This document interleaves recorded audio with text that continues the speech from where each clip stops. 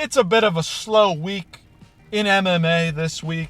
No big-time fights in any of the major promotions. ONE FC has their Friday night fights this Friday morning in the United States. That'll be fun to look forward to. Always go and check that one out. That's going to be good. But why not take a look at what we've got coming up in October? And all I can say is this has got to be one of the most stacked months in all of MMA of all time. This is really, really great stuff. Is it the biggest, brightest names in MMA?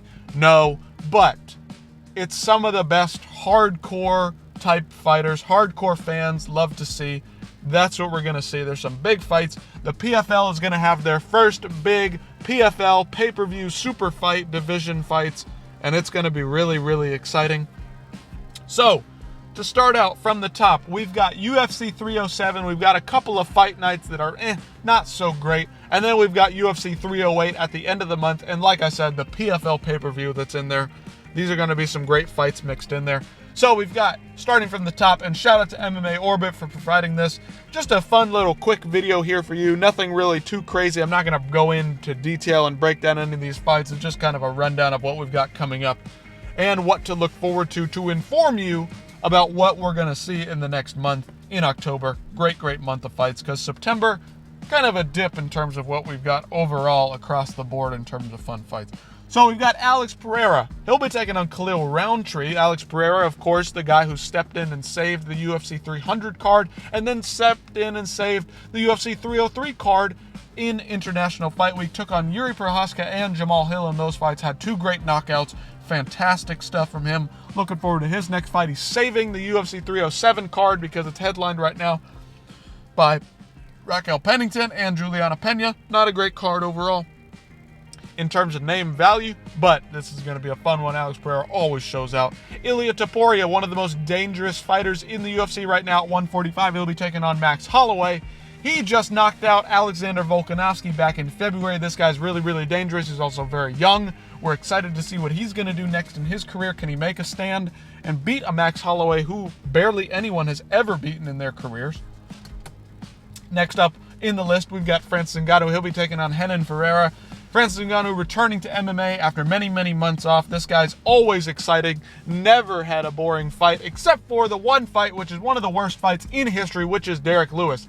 Will this be that fight? I absolutely believe it will not be. Renan Ferreira is excited to make a name for himself, and Francis Ngannou is returning to the cage, trying to prove that he is back and better than ever. Max Holloway, of course, coming off that victory against Justin Gaethje at UFC 300. This is going to be his fight to prove that he is, yes, once again, the best in the world, better and smarter than Ilia Topuria. That is Max Holloway. He's going to try to prove that he's back and better than ever.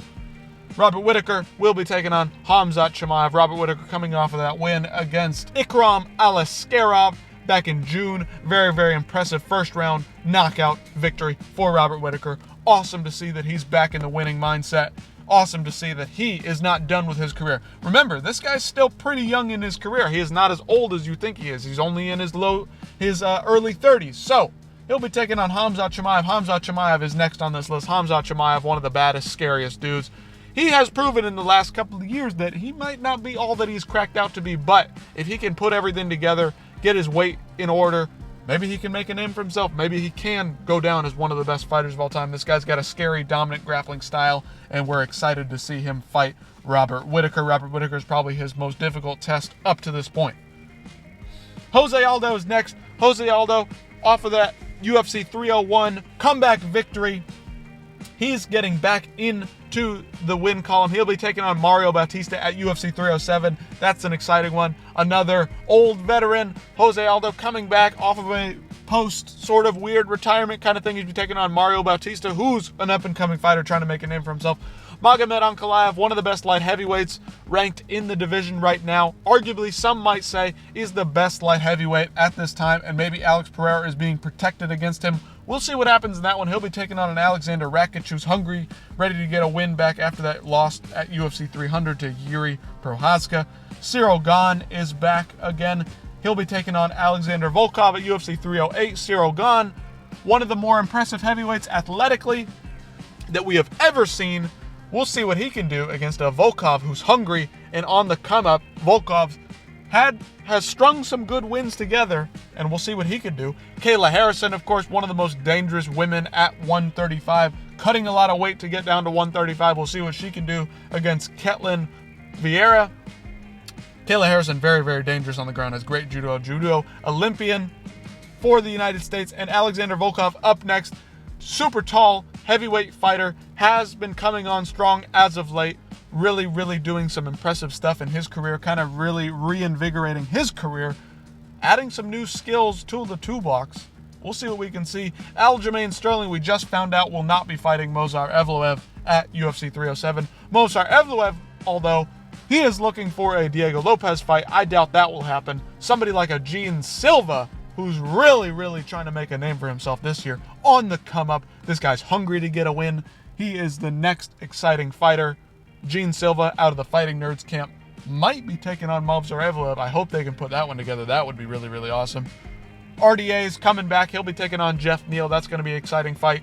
RDA kind of at the tail end of his career, seeing if he's got one or two more fights left in him, trying to get back at the top of the division. I just don't think it's going to happen. I think Jeff Neal might have his number in this one.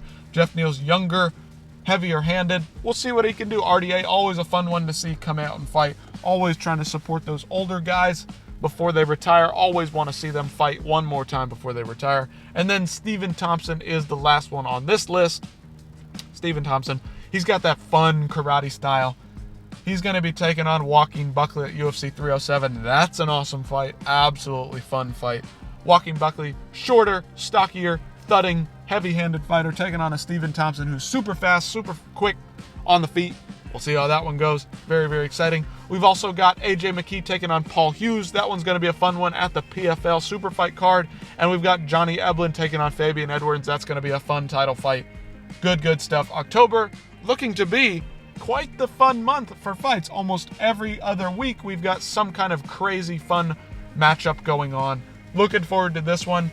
Tell me in the comments which fight you are looking forward to most, because this is a stacked month with a bunch of everybody's favorite fighters: Max Holloway's, Robert Whittaker's, Hamzat's, Alex Pereira's, Ilia Toporia's, Stephen Thompson's, Kayla Harrison, one of the very few fun women out there. I mean, this is a great month for fights. Maybe we'll even see a Gene Silva from the Fighting Nerds step up and cement the Fighting Nerds as probably the best fight camp for the year of 2024. Let me know what you guys think in the comments. Hit me up, and I'll see you in the next one.